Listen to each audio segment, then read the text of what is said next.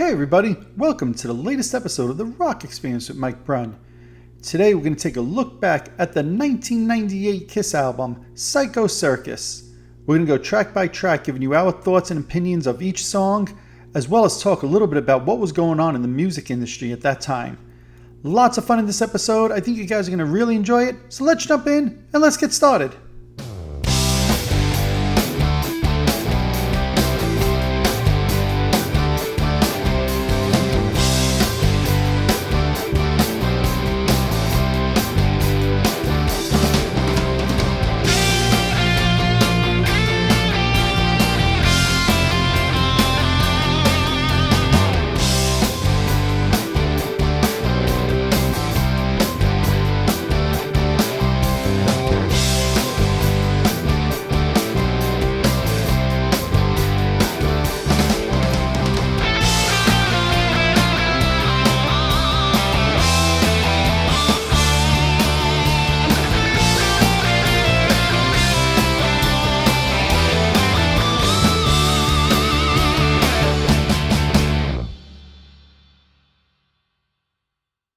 Hey everybody, welcome to the latest episode of The Rock Experience with Mike Brunn. Today I'm excited to have back with me again so soon, my buddy, my comrade, my partner in crime. What is the crime we're actually committing, by the way? I don't know. I like how I pause and you're like, all right, it's a long pause there, so I better say something. Yeah, like, what is I the have crime? no idea. That's a good question. I don't know. Crime You've against been humanity, saying this- maybe? I don't know why I thought of it now, but I'm just thinking, like, what the hell did we do? What are we doing? I think it's you a know? crime against humanity. Okay, that's fine. Yeah. Welcome, my friend. I never give you the official welcome. Welcome, my friend. How you doing today? I'm doing well. How are you doing today? I am, like I said to you before we started recording, I'm a little roasted, but who doesn't have roast going on these days? I feel like. Yeah, it's part of life sometimes. Unfortunately, we all have to deal with nonsense. Absolutely. Absolutely. But this is what we do to equalize the roasts, right? And that's what I was going to say. This is the exciting part over here now. Yeah. The non-roast part of life. So, yeah, exactly. And we just did one of these, I guess, a few days ago. And, to me, one of the exciting things is every year, September is always Kiss month to me, right? Even just thinking of growing up, and I felt like every September a new Kiss album was coming out, right? It was like back to school. Oh, and by the way, there's a new Kiss album, so right. Probably half the Kiss catalog, not exactly, but it feels like half the Kiss catalog came out in September. And I know in the past we've done episodes on each of the solo albums. Obviously, we did the Lick It Up episode. Today, we're going to talk about another Kiss album that's released in September, and there's a few more to go. So it's something to maybe keep a lookout in years to come for us. Yeah. This is, this never gets old. That's all I can say. It never gets old. This doesn't get old. We might get old, but this doesn't. Unfortunately, because to that point today, we wanted to get together and discuss the Psycho Circus album. And to me, I always label this as a quote unquote new Kiss album. The damn thing's 25 years old. Yeah. And actually, I didn't realize it was 98. For some reason, I thought it was 2000. But when I looked up the info on the record, I was like, wow, it's even older than I thought it was. And actually, make sure I bring up I always like to have the stats of the album when we do these things. Yeah, absolutely. Well, it's so to that point, I mean, if you remember back in the mid 90s is obviously when the Kiss reunion was first announced, and which ultimately led to this album. Do you even remember hearing about Kiss reuniting? Did you hear about it first on the award show when they came out, or was there? Did you hear about it beforehand? I think it was the award show. Okay, yeah. There might have been some. I think there might have been. No, I think there was a rumor mill going. There was definitely like in the in the rumors, and then I think the award show kind of confirmed it at that point. Did Lindsey Buckingham come out with the rumor? No, but Christine McVie did. God rest her soul. Okay. No, I remember hearing about the reunion happening in January that year. Somebody I know knew Gene Simmons, and actually, talk about dating and stuff. Got a fax from Gene Simmons telling him about it, and he called me right away. And at the time there was really no internet to speak of, and I wasn't on the internet yet. I was sworn to secrecy. You and I didn't talk as regularly as we do now, so maybe I told you, maybe I didn't. I don't even remember, but I Mm, just remember getting that call from this guy, and I was so excited. And I knew the night that they were going to be on the award show. I knew that they were coming out that night, and I was sitting in front of the TV, and I was so excited to see them. mm, And yeah. yeah, I saw 7 shows on the reunion tour. All right. So if you saw seven, I know I know you were with maybe me at the Garden for one of them. I think I saw three, You if I saw remember 3. correctly. Yeah. Okay, well, all right, Yeah. nice, nice. So I think both of us were thoroughly thrilled about the Oh, reunion, right? well, for me it was like was redemption the right word? Or, like I feel like I messed out. I did miss out on, the 70s, especially in the height of there. And I was like, oh my God, I get to see them, in their makeup original lineup. It was always forgiven, wasn't forgiven, but I kind of could be like when the Rangers won the Stanley Cup and people, there was one guy who said, now I could die in peace, Yep. at least from a musical sense, I could die in peace. The 90s were a good time for you, right? You got the Rangers Stanley Cup in And 94, very the close Kiss together. reunion in 96. Exactly. Which, by the So, way, the Rangers haven't won another Stanley Cup since then. But and Kiss never put out another reunion album, if you want to call this that, that's true. since then either. So, the 90s were all your dreams came true and then instantly died right after. Yeah, yeah. No, it's that was a good time. It was certainly a good time, and I think we were together at the Garden show, which is always like Yep, I feel like the apex of any Kiss absolutely. show because it's their, everyone always says I had the dream of playing the Garden. They're from New York City, so Absolutely. um, but yeah, that was a great time for for Absolutely. Yeah. sure. To me, it's important to kind of just start with talking about that as we have, because I'm not sure what your ratings are going to be. I don't, you haven't heard what mine are going Mm, to be, but I think it's important to kind of set the stage as to what our excitement was at that time in 96 and mm, 97. And I remember one of those shows, I want to say might have been Nassau Coliseum 96, but maybe it was one of the ones after that that I saw where Stanley made the announcement from stage that they were probably going to be recording an album. mm, And my toe meter probably, if it's a 0 to 10, my toe meter might have been like 2 million. mm. So I Yeah, was yeah. beyond excited because if I look back in the mid 90s, and I look at some of the rock bands that were popular at that time, and I kind of went back and like, what was I listening to in the 90s? And around 98 time period, when I looked at it, I saw bands like Korn, Godsmack, Marilyn Manson. I'm like, I didn't listen to any of that stuff. Now I did listen to, at the time, I was very into No Doubt, Jewel, the Wallflowers. It was all like mid 90s stuff. Rancid, Ash, right? All of these like punk bands and ska bands. And I was into that stuff, but there was no like real new rock music that I was listening to at the Mm. time. I don't know about you. You probably listened to the Beatles and the Rolling Stones and the Who. Around that time, I think it was Backstreet Boys and NSYNC. No, I'm just Okay, yes. kidding. Well, the Although they were Backstreet Boys extreme. did put out an album in '98, as I saw. Well, they were around that time. Yeah. That music and Britney Spears soon thereafter. That whatever they call that, bubblegum, Yeah. whatever. That was Shania Twain extremely. and Garth Brooks was big at that time also, right? Yeah, Country was yeah. making it. And Um, I think the Titanic movie was big that year also. And Celine Dion with that damn song, My Heart Will Go On. I remember you telling me about that. Your Damn, wife I was hated playing that that. song. Oh man, I hated that damn song. You'd wake up. You're Exactly. like, God damn, with that fiddle or whatever the hell it is. And I just remember Oh, an Celine instrument that Dion. actually is, but I don't whatever. even know. Celine Dion, when I'd see her perform, she'd always like pounding her chest. I was like, Yeah. will you stop with the friggin' dramatic, man? I hated that damn song. Yeah, yeah. Yeah, I don't remember 98, 99. I mean, I was definitely listening to. I know you're a Beatles man, but I was kind of listening to the music of its time. But I think I did like some of the similar artists that you had. I had those CDs. I didn't have like Rancid and that other maybe Ash, whatever that Ash. Ash, yeah. Yeah, only Ash I had was on Wednesday, but other than that, Ash was a punk band, I think from England. If I and they did not take off here in America at all. But you know me, I was always like, ooh, like that type of stuff. yeah, yeah, So yeah. But I was definitely listening to whatever was current at that time and more popular, because even at that point a lot of the heavy metal bands hadn't recovered. Nobody was putting out anything.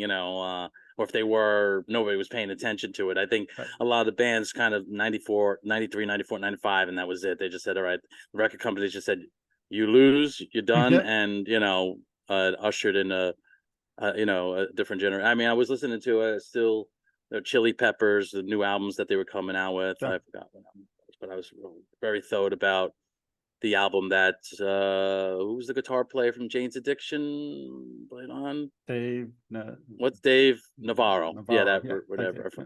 One Hot Minute, I think. I love that record. I was Okay. kind of into that stuff, but yeah, Right. but and I was heavily into buying CDs too at the time. Yep. So, but Yeah, and yeah. that's why to me it's important. And the whole grunge thing had kind of died down at this point. Grunge was I don't want to say a thing of the past, because Hole put out an album that year, Celebrity Skin, which is probably one of my favorite albums of the decade.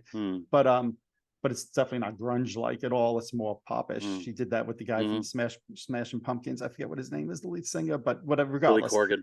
Yes, thank you. Yes. But the point being, and you said it so well there was that void of all the music that we grew up with had not made a comeback yet. So Kiss putting out a new album in '98 was exciting, because I liked all these bands, but they were all newer bands. And now this was almost like a first taste of going back to the stuff that I listened to as a child. And again, when Paul Stanley announced on stage they were going to do another album, damn, I was excited. Yeah. So yeah, I mean, good. Again, I was going to say, do you remember when you got the album? I mean, I had to get it. I mean, it had to be either day of release or whatever. Then I was heavily into it. I think, refresh my memory of release dates when the Kissology stuff was coming out. When did the first one come out? The second, the third? What was that? That was afterwards. I think that was the It early was 2000s. afterwards. Yeah, that was But probably like 5-6 years later. Was it really even the first one? Was like 5-6 years later? I thought those were in the early 2000s. Yeah. Well, I guess my point being is that I was, because of the internet, obviously, it wasn't like when we talked about other things coming out on other shows, and I was like, oh, I walked into Record Hut and I saw Animalize there. I didn't even know the record was coming out. I mean, you were in the network because we talk about our friend Rod Stewart who worked there. I didn't know any of those things, but I was definitely, it was like on the radar, or you would tell me, because if we went to shows together, we were obviously, talking and being friendly, and I was helping you at the time with your website, Mike Brunn's Kiss Collectibles. I forgot, but yes, that was absolutely at this time. I forgot all about that. Yeah, so we were definitely, it's so funny. I was going to make a mess of this, but this Kiss ashtray I bought from your collectibles. Wow. Look at that. So not that I smoke. Well, I was gonna say, for all the cigarettes you smoke. It's actually the junk that I keep by my, picks, and which is, works great for that. But yeah, this is great. This is one of the collectible items from that era. Awesome. I love it. Yeah. So, the point and the reason I like to start always like this is we kind of setting the table of the different types of music that was going on at the time, our excitement level for the band, our excitement when we heard the announcement of the album, because as we now start to get into, and we'll go track by track, I think it's important to kind of remember what was our mindset back in '98 when this was first coming out. And I remember, and it's a good way to start, right, because it's the first song on the album. I remember hearing the song Psycho Circus on the radio before I had the album. I bought the album the day it came out.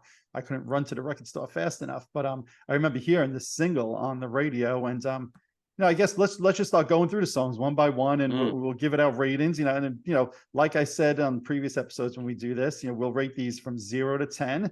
10 being it's the absolute greatest song in the world, and I always say that those are songs to me like a Black Diamond or a Deuce, songs that are like that. There's nothing better than this. 0 is god awful, worst thing you've ever heard, and might as well not even be called music. It's so horrible. And 5 is average, right? 5 is just, hey, this is a middle of the road. Not every single song could be a 10 in the world. There's no way, right? So that's with that in mind, we will go through each of the songs and kind of talk through. So I was mentioning Psycho Circus as the lead single, hearing it on the radio. And I remember when I heard it on the radio, I was a little bit excited about this. At the time, the rumors of, Ace and Peter basically not being on the album, I had heard little drifts, but I didn't believe that they were true and accurate at all.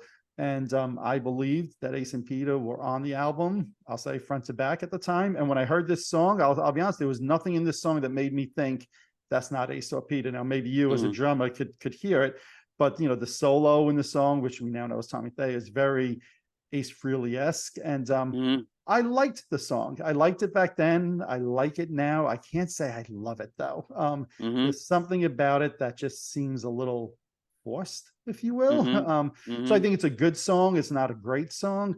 Mm-hmm. I kind of wish they'd cut it from the set list. I don't care if I Mm-hmm. ever hear this song live again. I like it, but not enough that it should take up one of the 20 slots in the set list. But saying that, it's still a solid song, and I don't want to be biased about that. I'm going to go with the 7 on this. Okay. Well, I mean, I was actually here, and I'm adjusting the score as we're talking. I'm thinking the whole thing. And it's so funny because you were talking about it, and you're kind of persuading me, influencing me. Because I had it as a 7, and I just brought it down to a 6. That's so funny. Because I started to think about it. I mean, 7 is when you start entering your toe in the upper echelon, and I was just thinking, like, is it really, or is it kind of like a notch below that? I'm thinking, I think it's kind of a notch below that, and yeah, there's good elements of it. I think it's a great opening song, and I know they've used it. And I think they were smart to what you said. Like, all right, give us the deuce group, da da da da da da da da, and they went with that, that kind of deuce, and then it kind of straightens out. But yeah, the solo, wah, wah, wah, wah, wah, like that Ace Frehley like bends, the stuff like that.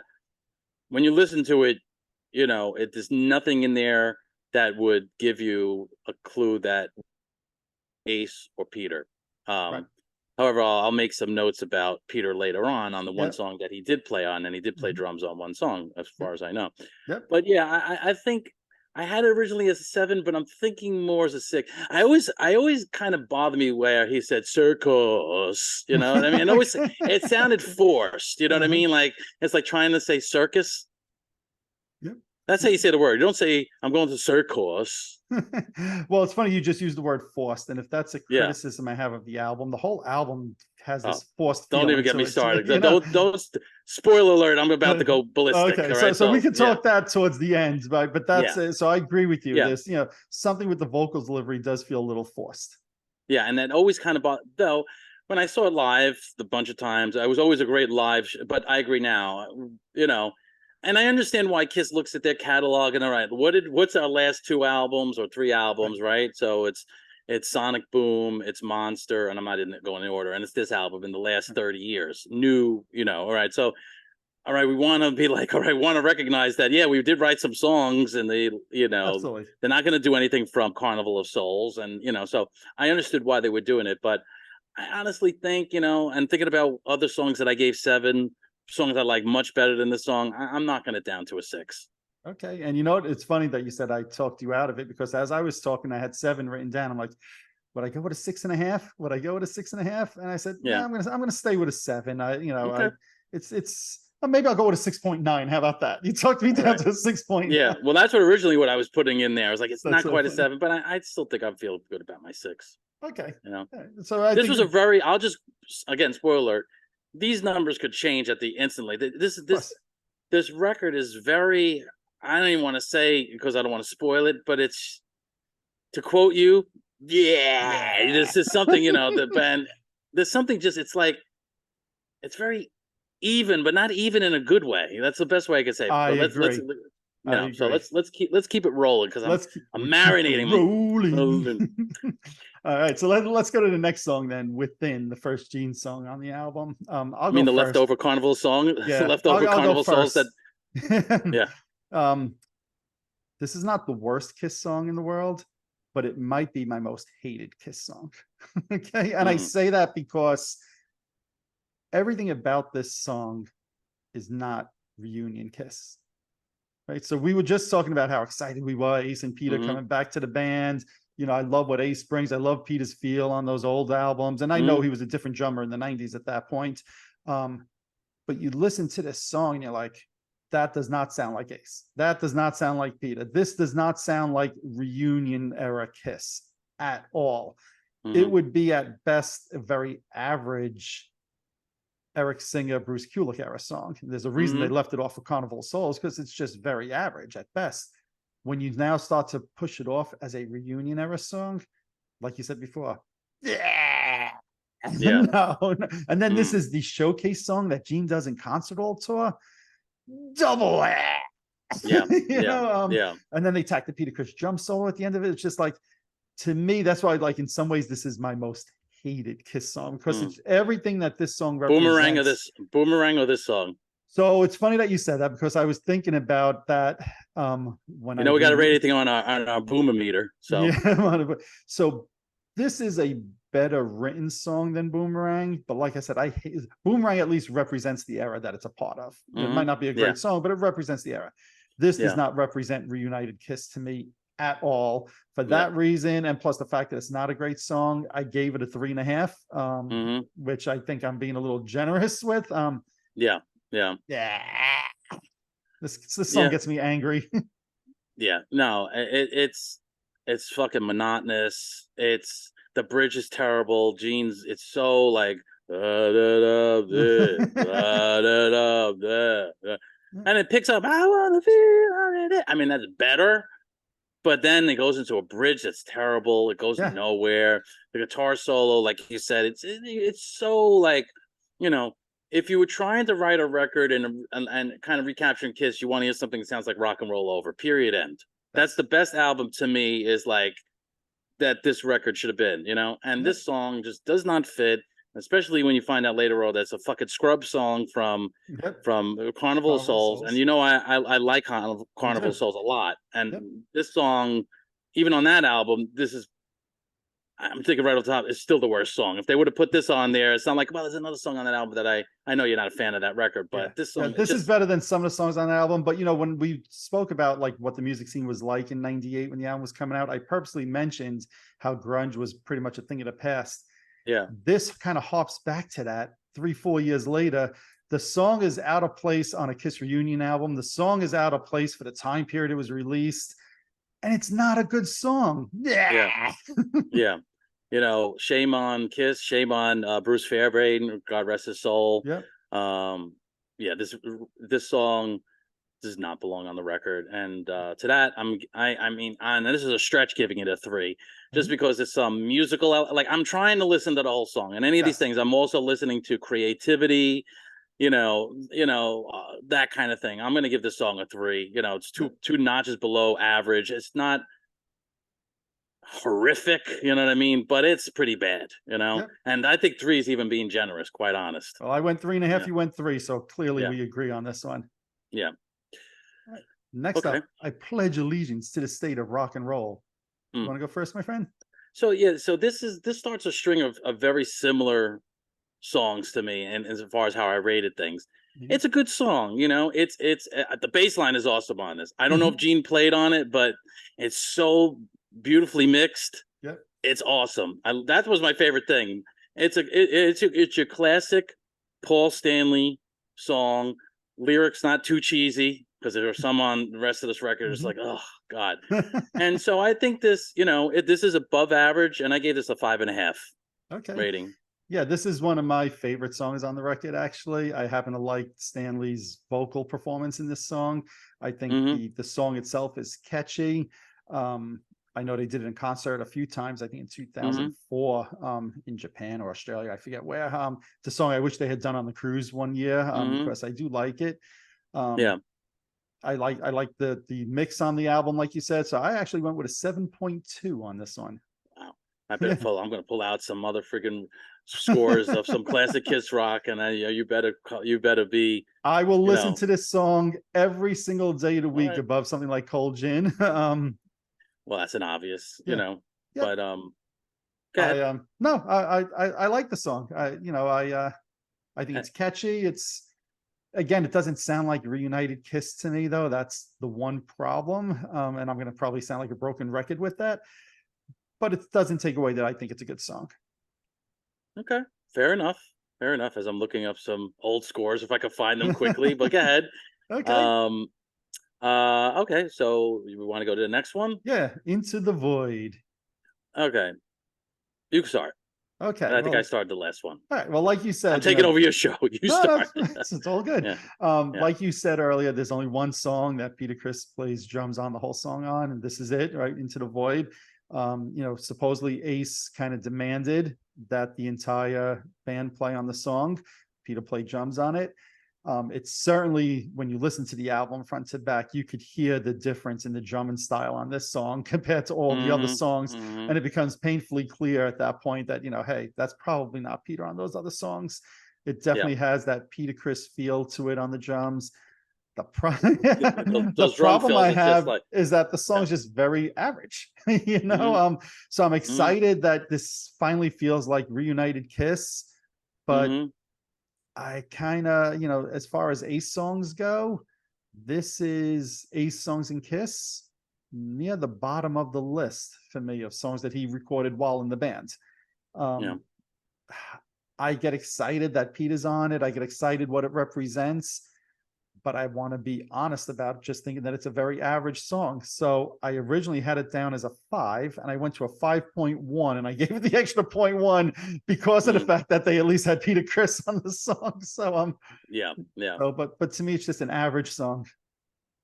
Yeah, I mean, I think it's a little above average. I agree with you. I gave it a 5.5, so not much different from your 5.1. I quite honestly, I think it's better than most of what that he. No disrespect here, but his latest records that he's put over the last however many years. I think it's just a better song. I like the, when he sings the line in the verse and he goes at the and he does that infamous, I think it's an E chord or something like that. But you could hear it a lot on the Fraley's Common first record. So there's elements of this that guitar solo, whatnot, and just knowing that. Now, I got to assume Ace played bass on this because I know on mostly everything he ever wrote, he played bass. So I don't think this is Gene. And the bass line, quite honestly, just kind of follows the guitar. There's nothing real. There's no Torpedo Girl, Right. But I think it's a good song. I mean, it's kind of like one of the saving graces on the record, kind of because you kind of know that Peter's playing on the goddamn thing, right. Which. That whole thing and how that whole thing was handled. I mean, we could go over that. It's just like, God, guys, could all get together and write a fresh set of songs? Come on, it's like we definitely got gypped. We didn't get gypped as they gave us the reunion. We know why Gene and Paul did it. Come on, let's look at the landscape of what's going on. They did the unplugged thing. A lot of bands were doing unplugged. They were coming out with a record, like whether they would have put Carnival Souls out.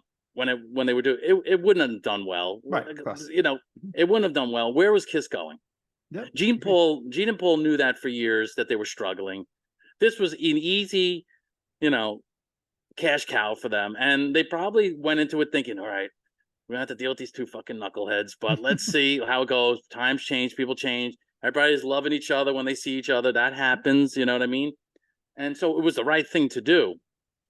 And they've built on that momentum since then. And that's why, and I don't want to go on a friggin' tirade here, why we've talked on one of the other shows. And I say, as much as they say, well, we've asked Gene, we've asked Peter and Ace if they're welcome to come up on the stage at any time. It's like, guys, it's just make it right. Do it right. If it wasn't for these two guys, you wouldn't be doing these reunion shows probably now at the height of your. Come on, just do it right. See, now I'm fucking angry. What I mean? I wasn't supposed to talk about that, but now I'm angry because it's ridiculous, And that's why, for me, this album is so disappointing. Even though there's some good songs on it, it's so disappointing to listen to because what a missed opportunity! It's to me the biggest missed opportunity in the 50 years of Kiss. And this song is as much as it's average, it's also a reminder to me of what was missed. Yeah. Well, absolutely. So I think I said my score 5.1. And that's what I'm so you gave it 5.1 also, because that's what I gave it. I'm sorry, 5.5. I was looking 5.5. Okay, I was gonna say I thought you said 5.5. I think it's a half of a solid point higher than an average song. Yep. Okay. Yeah. All right. Well, directionally, we're both consistent on that. So, all right. Next up, We Are One, Gene Simmons. Do you want to go first? Or you want me to go first? Sure. I'll go first on this one. Okay. Yeah, I like the approach on the song. I like Gene's vocal approach. It starts getting into this whole record is like saturated with sappy, like reuniting crap. You know what I mean? It's like they had to write the lyrics to, one would have been enough, but obviously, I don't have as much problem with this song as far as that lyrical theme and its kind of cheesiness. I think it's there's nothing lyrically, melody, chorus wise that bothers me. It's one of those songs that's just kind of there. It Yeah. works. I gave it a, 0.2 less than, my Into the Void and Pledge Allegiance. So I gave this a 5.3. I think it's a little above average, slightly above average. Maybe I would even say 5.2. I'll say at the 5.3. Well, I'm not going to quarrel over point one. So I get You're the in a feel. generous mood today, huh? I get the feeling we're going to go low on this one on your side. No, actually, quite the opposite. This is my favorite Oh, song on the okay. album. All I right, happen to good, like good. this. I like when, sometimes Gene gets a little bit, I'll call it experimental for lack of no one else. Mm-hmm. It goes outside the box of a standard Mm-hmm. sounding Kiss song. And this one and another one on the album does go outside that box a little bit. Mm-hmm. I happen to like his vocal performance on this. I got extremely thrilled. What was it? 2-3 years ago when I was on the cruise and they did this song. I never in a million years thought that I'd see them perform this song live. Like I said, it's probably my favorite song on the album. I don't mind the lyrics, like you said, at all. Mm-hmm. It doesn't go over into that cheesy category. It starts to Mm-hmm. approach it, but it doesn't hit and go over into cheesy, at least not Mm-hmm. for me. So I actually give this a 7.3. Oh, okay. I gotta find those scores from those other songs. Oh, I gotta find those scores. Yeah. Okay. Fair enough. So, all righty. Goddamn. What do you even say? You wanted the best. If you thought Boomerang was a bad chorus, this is the worst. Is this the worst chorus you've ever heard in your life? It's one of the worst. It's just, what's the problem? You wanted the best, and you got the best. Could they find another note for the second line? Yeah, it's just, exactly. And then did somebody step on Gene's foot? Like, what happened there? I mean, it's just, and the lyrics are just terrible. Don't show your face. It's not your place. It's just fucking awful. And the and listen and all that fucking, they all come in. It's just, and your wishes are our command, and it's like just terrible. It's fucking, and I know there's gonna be people who love this song. Probably our friend Lori being one of them. I think it's good. It's just a terrible song. There was a podcast. I played it for you years ago. I forgot the guys who did it. I don't remember the show. And they just went off on this song. It was the most hilarious friggin' thing. You remember we were listening to it in the car? It was classic. But I mean, I'm giving the song a 1, and I'm just giving it a 1 because they actually played instruments on it. Other than that, I'm not giving it a 0. That it was actually recorded, I'll give it a 1. But this song is a friggin' 1. So, yeah, obviously we both know that we both dislike this song. I think years ago we did our least favorite Kiss, 10 least favorite Kiss songs. And I think this song appeared on both of our lists, if I remember right. Yeah. So this was no surprise. I knew as we were going through this, I'm like, all right, this one will be fun to talk about because we both absolutely hate this song.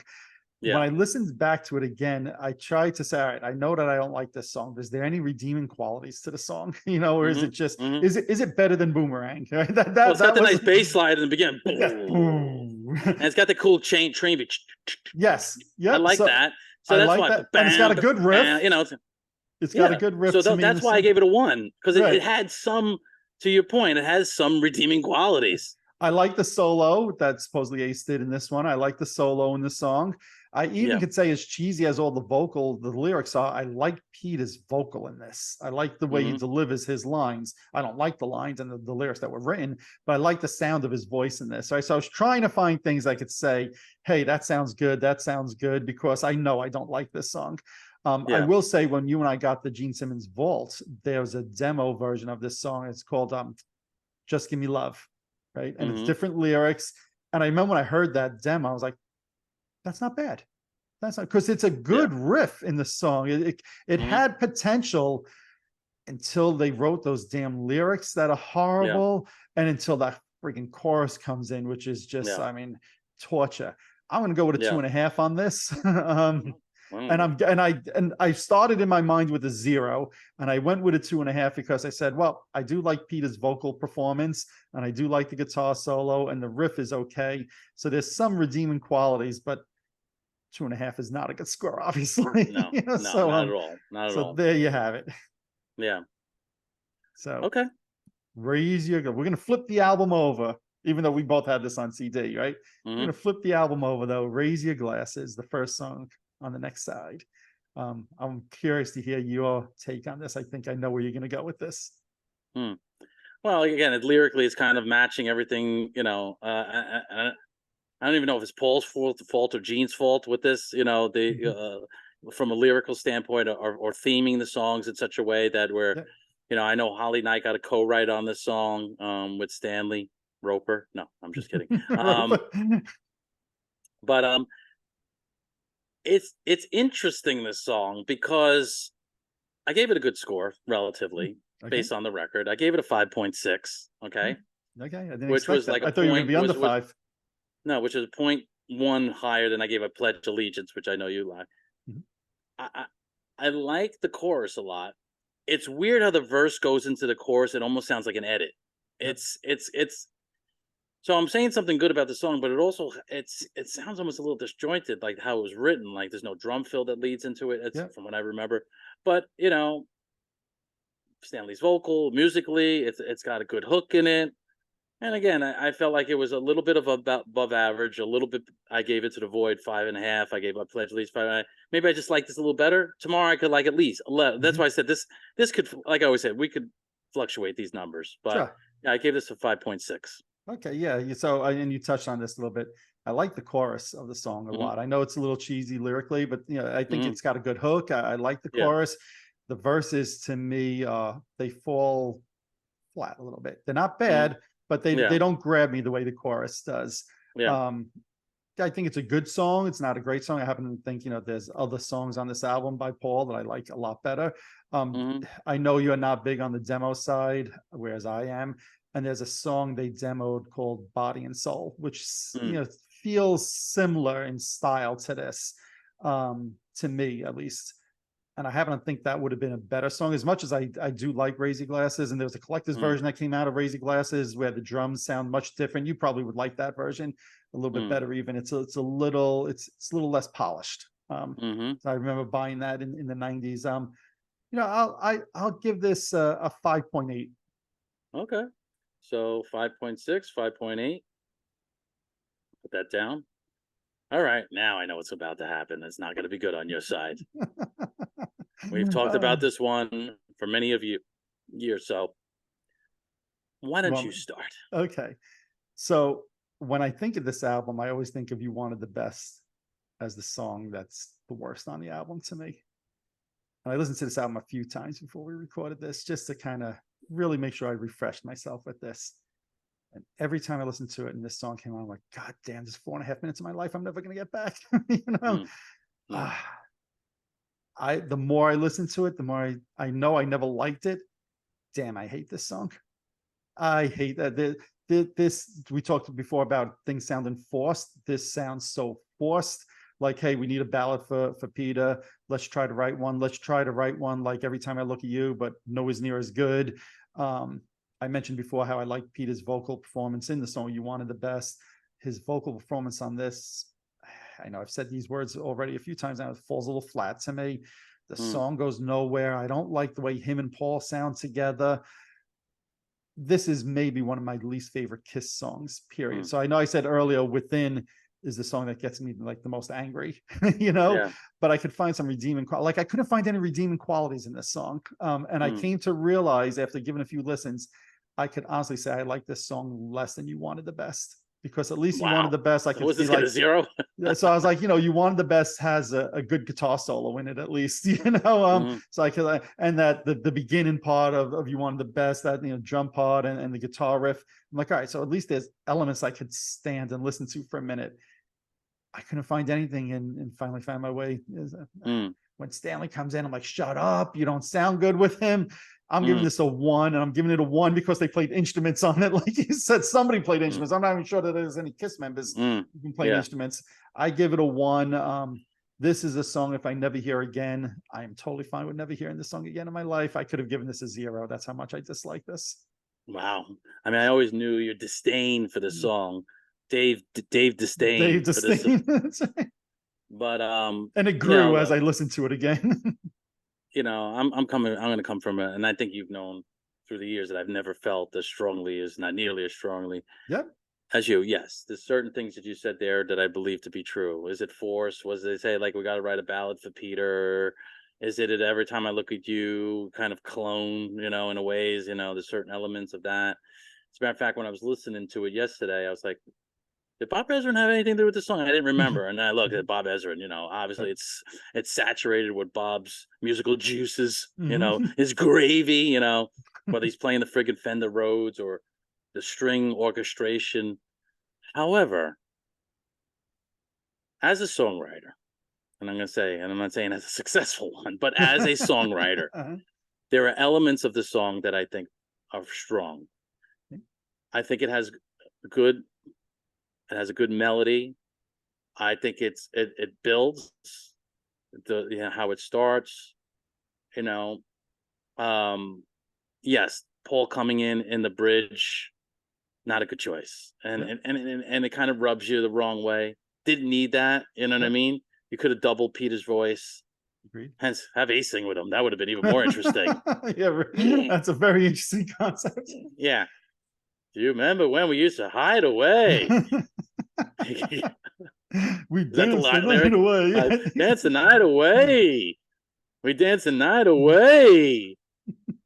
But it's for its type of song. To me, it's well done. You may not like the style, and obviously you don't. Okay. And I'm ballad boy. I don't mind ballads. I know. I just think, I could probably move around on the number here. But I think it's an above average tune written. I think Peter does a good vocal on it. I don't have a problem with anything. Even lyrically, it's not, it doesn't have, I mean, yeah, a song like this is going to have a certain lyrical content, but you don't see a line in there like, oh. I'm smiling. I'm I hope you give this like a 7, because I don't know if we've ever been so far apart on a rating before. No. I gave it a 5.8. I gave it, I gave it a 5.8. It's above average. It's not a great song. There's certain elements, like I said, from a songwriting standpoint. Was it easy to do? Is it easy to say, all right, no guitar solo, do like a string thing and a piano thing, and actually at the end, like some sort of fucking French horn in there, like bring the French horn player in. Yeah, we need that. No Kiss song's ever had that. Yeah, bring him in there. You know what I mean? It's like there are elements of it that I like production wise. I'm talking songwriting, production. Peter's vocal. I think again, what it does to me too. Look, you're grabbing at straws at this point. You're looking to hear Peter sing, right? You're looking for him sing well. I think he sang well on the song. Yeah, Paul kind of ruined it a bit, but it's a song where it's like, here's one of my heroes, right? Here's this record. This is his only representation of a vocal. Let me try to find something that I'm going to be like, it kind of brings me back. And it kind of does bring me back in hearing his voice. And, it's nowhere near Beth. So don't let me, when I say Beth, but when you think of like the first time you heard Beth and you heard this guy singing a ballad on a Kiss record, it kind of just, you have a little bit of nostalgia. So there's a lot of things that I'm bringing up to give this song the rating. Man, am I on the witness stand here to try to justify my rating here? That's why. I love that we have different opinions on this. And so did you give this a higher rating than Raise Your Glasses and I Pledge Allegiance to the State, both of them? So far, it's my highest rating. So far, wow, it's your highest rating on the album so far. Not by much. I mean, you're talking, you're talking 0.2 right now. That's over okay. Raise Your Glasses. Wow, the highest rated song on the album and my lowest rated song. Oh, no, I'm sorry. Psycho Circus I rated high. I'm sorry. Okay. No, your second highest. It's right there though for you. Wow, that is that's very my lowest rated and your second highest rated. I love that actually. I always hated the end of the song. Also, I'm trying to remember what the lyric was, but after he sings and then like he ad-libs something at the end that just seems so forced. Whatever he says, I don't remember. It's like, what is you recording a buck naked run? Don't worry, baby. All I can think of listening to this is how when Stanley wrote Hard Luck Woman and Peter sang it, that was a home run. That was a 10 out of 10, and man, how the mighty have fallen with this one. So, but I love that we disagree on that. And I'm curious to see what other people think. because we are so divided on this one. Are people more thinking along the lines of you, or are they thinking more the lines of me? So it'll be interesting to see with that one. Yeah. All right. Okay. Next up, then, Dreamin. We're back to Stanley. I'll let you go first. Yeah. Yeah, I like another. All the Stanley songs are pretty even for me throughout this whole record. I gave this a 5.5. I think it's got a good chorus. I think it's a good song. I actually I kind of always like the song. I like the feel of it. Yeah. Nothing lyrically that bothered me. It's another reminder of how great Stanley's voice was at one time. I'm not trying to bash him. This is not. But at this point, Stanley still had full. I felt like he was still in full form. There's nothing on this record where you kind of hear on the precipice of where he started. I think it's a really good song, and I could, if I give Psycho Circus a 6, I'm still kind of okay here with a 5.5. Could it be a 5.7? Go 5. You know what I mean? Right, sometimes when I'm looking at everything, it's just But I give this song a 5.5. There's nothing in this song that bothers me, or I think it's a good tune. Well, it's really telling though when we talk about an album and we're going song by song, and you have to say, "There's nothing in this song that bothers me." Because this album bothers me. You know what I mean? Right. So even when there's decent songs, average songs, maybe a little better than average songs, there's always that nagging thought in the back of your mind, and mine too, that this album just bothers me, right? So and I remember at the time when this album came out, and I like this song also, like you said. I think I happen to think Paul's songs on this album are pretty decent across the board. There's no 10 out of 10s. There's no I Stole Your Loves on this album to me, but he's got, a bunch of... There's no Bang Bang Yous, thankfully. Right. But there's no Bang Bang Yous on the other side. Exactly. Yeah. So, that's one of, was that?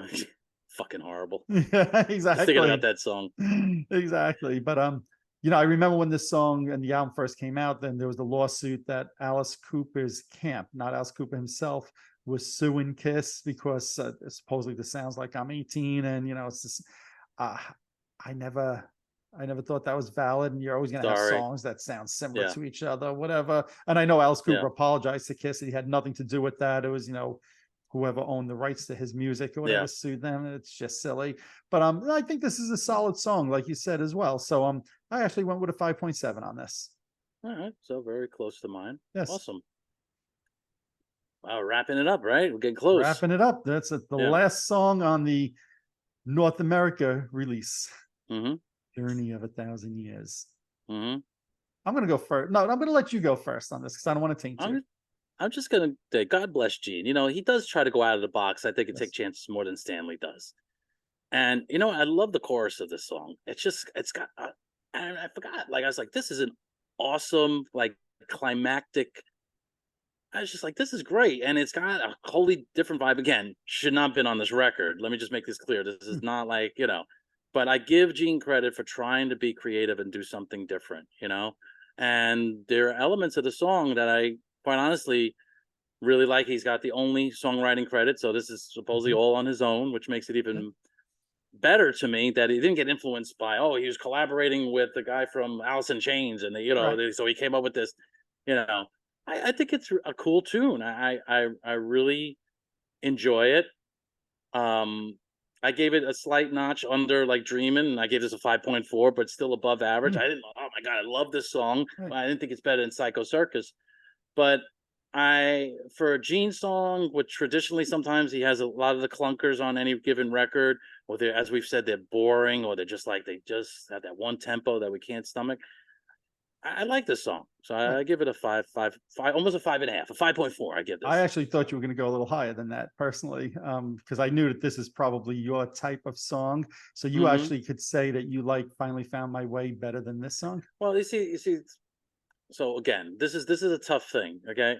Because you're making a valid point, but I'm looking at the entire picture here. You know what I mean? And I know what you're saying. Again, I don't want to keep going on about Finally Found My Way, but overall, from I guess the quality of the songwriting, the Peter's vocal, I don't know, just something to me just gives it. I just think it's better. I don't know what else to say. I like that you're sticking to your there's a bit of sophistication that's there. Not that there's no sophistication, because there is when you start hearing the verse of the song or the intro, you're like, what the hell is this? You know what I mean? Yeah.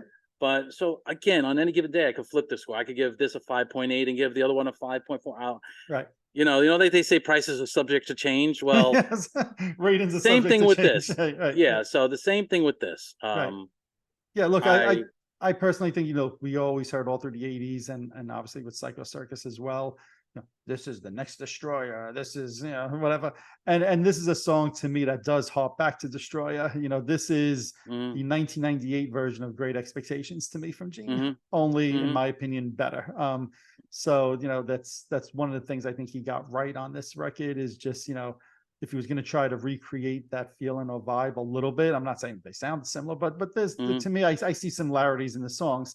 I think he kind of did much better the second go around with this.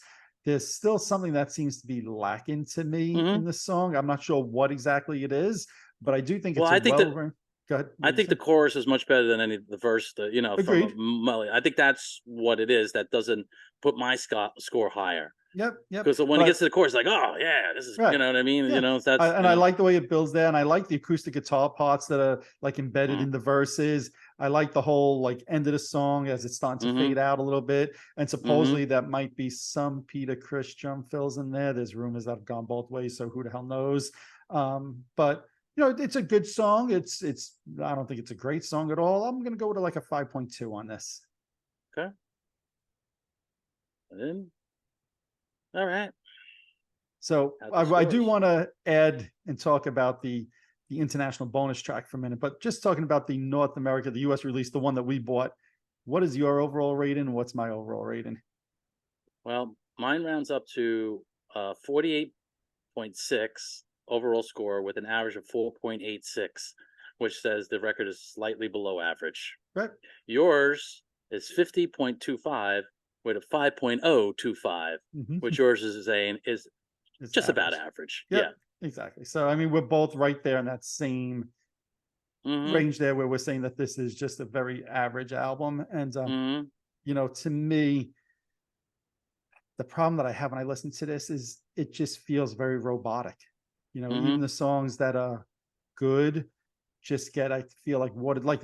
I was trying to think about this, and would probably know better than me. I can't say that the production is bad. Right? It No, sounds good when I listen no, to it, no, no, not at but all. everything just sounds so forced and precise. Like I feel like the feeling in the songs are just gone. Like they tried, in my opinion, they tried to have the drums so perfectly sounding and the vocals so perfectly sounding that it took away some of just the honest performance in it. And obviously, it's not Peter; it's Kevin Valentine's, and I know he's done stuff with Kiss, and I didn't mind his playing on it, but it just feels robotic to me. Is the best way. Like he was Mm-hmm. obviously trying to play in the style of Peter Criss, which as soon as you start trying to do that, you're going to lose your own personal feel, and Mm-hmm. it doesn't come across to me sounding like Peter Criss. It just there's something that just with the whole record just feels so forced.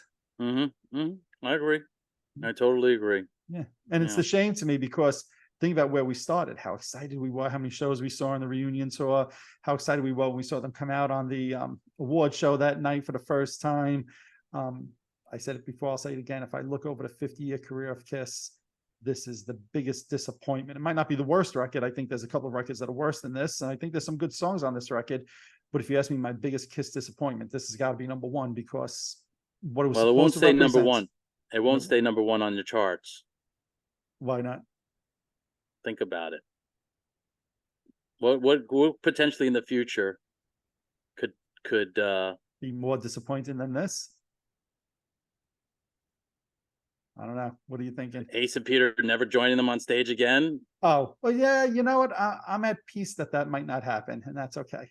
Well, it could be a piece, but to me, that's the most disappointing thing. You come in with this band, you go out at least one time, one more last time. You're all on the stage playing together. To Yep. me,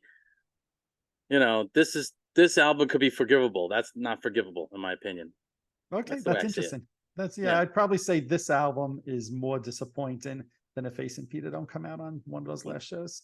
Just Yeah. because how excited I was about my anticipation for this. I have no anticipation for Ace and Peter coming out on those final shows. Well, because you've been conditioned. That's why. Right, right. So, but when this Yeah. record was coming out, I was excited and I expected certain things, and it didn't deliver on that.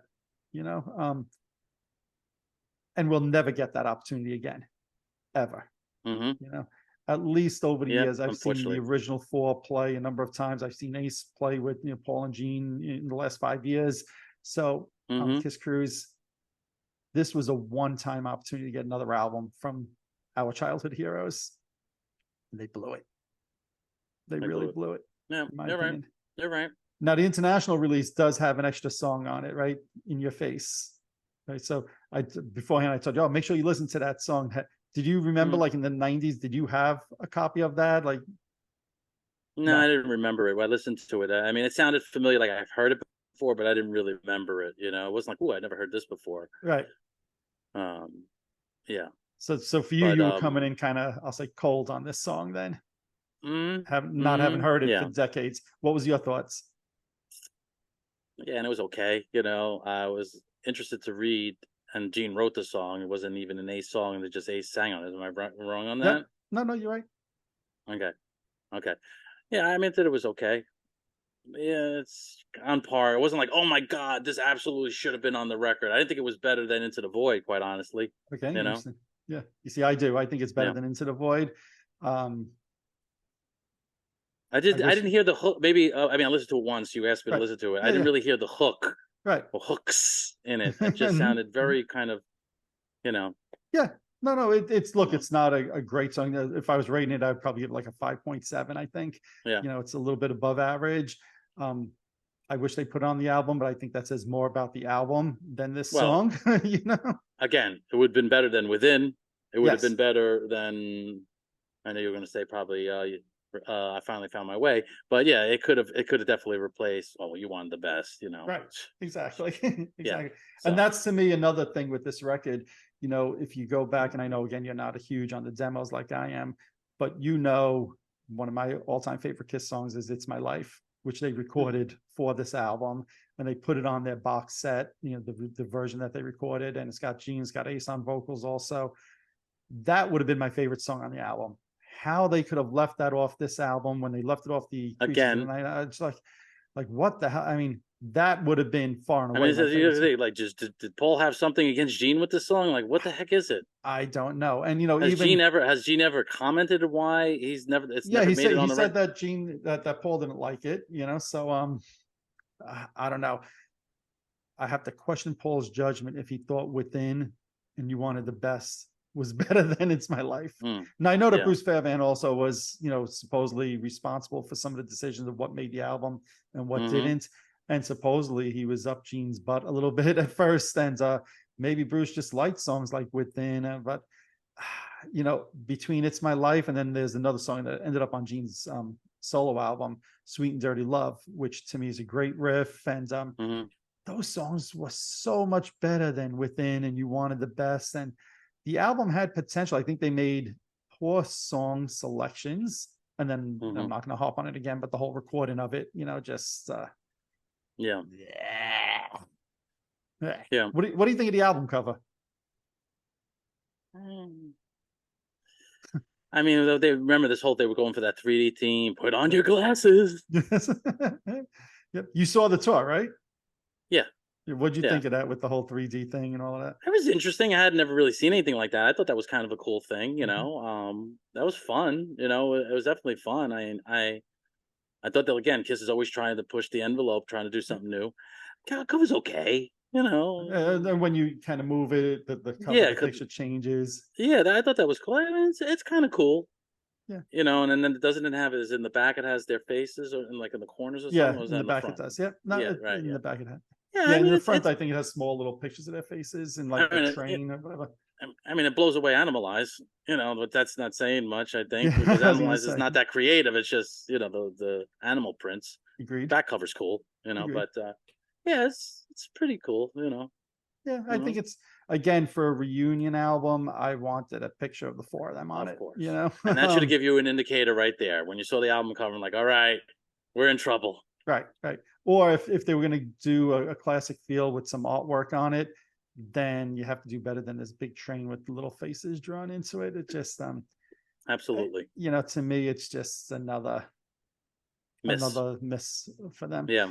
The only thing I will say is, I think about a year later, they put out like a deluxe version, I'll call it, of this album that had a live EP in it. I don't know if you've ever heard that or picked it up. Yeah, I believe so. Yeah. So, and I have to say those live performances on that EP are probably some of my favorite recordings of the band during that reunion time, Yeah. during that 96, 98. I wish that when we talk about some of these off the soundboard stuff, I wish they'd release that full show, because the band sounded like they were, in high gear that night. And I really like those recordings. So if other people watching this haven't heard that, you should check that out. It's, I think, 5 songs, and it's got, Psycho Circus and Into the Void, Within, Let Me Go, Rock and Roll, and one other one. I think I don't remember. 100,000 Years and Black 100,000 Diamond. Oh, okay. So 2 others. Yeah, and it sounds good, and the band just sounds really good. So that's worth checking out. Anything else about the record? Well, we should mention, and then Kiss was at the height of their popularity, probably at this point with the reunion tour, that on the mainstream rock chart, the Psycho Circus hit #1. Yep. Which I would have never thought. Which is probably one reason they like to include it in the set list, right? It did get some radio airplay. Like I said, it's the first time I heard it was on the radio. Yeah, and Billboard mainstream rock also, You Wanted the Best, went to 22, which is fucking incredible. Who'd Kiss pay for that? The album itself went to #1 in Australia. That's no shocker since their popularity. 3, Canada's top album, #3, it went to. Finnish album, if any of those are Finnish fans, #5. Nice. Swedish #1, and US #3. So it went to #3 on US Billboard 200, and it did not go platinum this record. This is, I think, their last gold album. Yeah. So just trying to see if there's anything else that is interesting stat wise, but yeah, this album or Hot in the Shade. Ooh. I might say this album.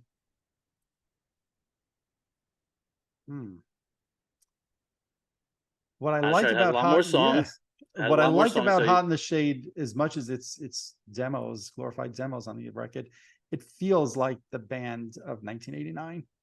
Feels like Kiss with Bruce and it's very cohesive. The record, yes.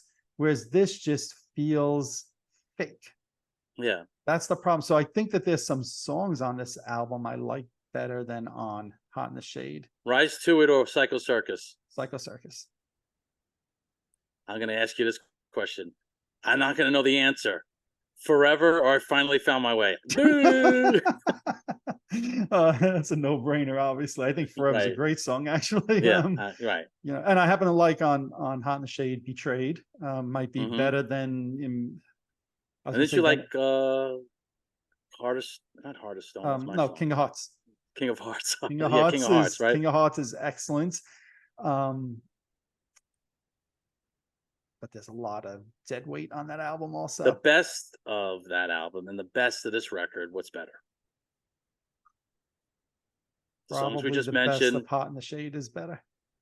I agree. Probably. Yeah. Because probably Forever is the best song across the 2 albums.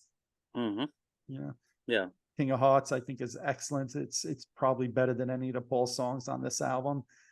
I love Betrayed. Maybe Wheel 1 is better than Betrayed in my mind, but they're both equally good. We will have to do a Hot in the Shade. Hide Your Heart. I know you. I don't know if you.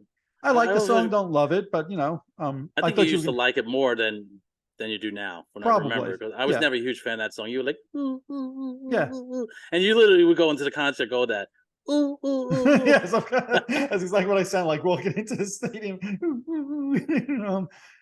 Yeah, I think Hide Your Heart's a good song, not a great song. Probably similar in my enjoyment of it to Psycho Circus. They're both songs I could do without in the live setting, but they're both okay songs. Yeah. To me, and then we could wrap this up. We're talking about this being the reunion album and the reunion era. And you mentioned before Ace and Peter maybe not coming out for those final shows. It's kind of crazy to think about, though, that Kiss is 3 months away, less than 3 months away now from their supposed final shows. There's only less than 30 shows remaining on the tour. We started talking about this and the excitement of Kiss being back in '96 and seeing so many shows on that tour. And it's kind of sad when you think about that as much as I say this album's a missed opportunity, one of the biggest disappointments, 2 years from now, I might be more than happy to get a disappointment like this from them, because we may not get any more studio albums anymore. We probably won't. We might not be getting any more live shows anymore either. So I wonder in time if I'll look at this and I'll say, the album wasn't everything it was supposed to be, but at least I had Kiss at that time. It's true. That's a fair point. That's a fair point. I mean, I know as I look back on my Kiss fandom, I can't imagine any morning waking up and saying, hey, the first Kiss album I want to listen to is Psycho Circus. No, but definitely. No, but at some point, will I even be thankful at least it's in the collection, because there is no more opportunities like that? I don't know. It'll be interesting to see how time does with that. Yeah. Yeah, I mean, overall, I mean, look at the numbers. We're basically an average record, so we don't hate the record, This album or the Peter Criss 78 solo album?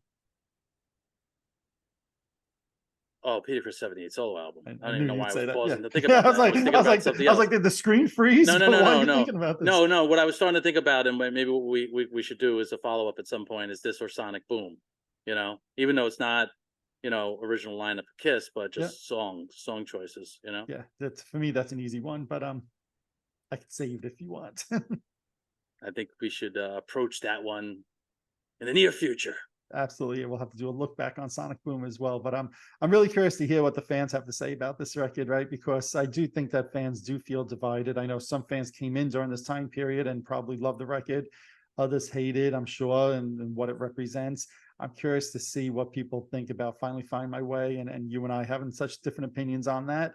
Do people agree with us about songs like Within and You Wanted the Best being kind of well below average songs, and the fact that at least Paul delivered a pretty steady and consistent decent songs for this record? I'm really curious to see what fans have to say about that. So as we always say, leave those comments below for us. No opinions are wrong, right? These are all just opinions, so we look forward to seeing people's opinions. And buddy, we've been talking about doing this for a couple of months now in September, kind of doing the Look It Up record and the Psycho Circus record. So I know things have been crazy on both of our sides, and I appreciate you making some time, to get this in. And it is always joyous.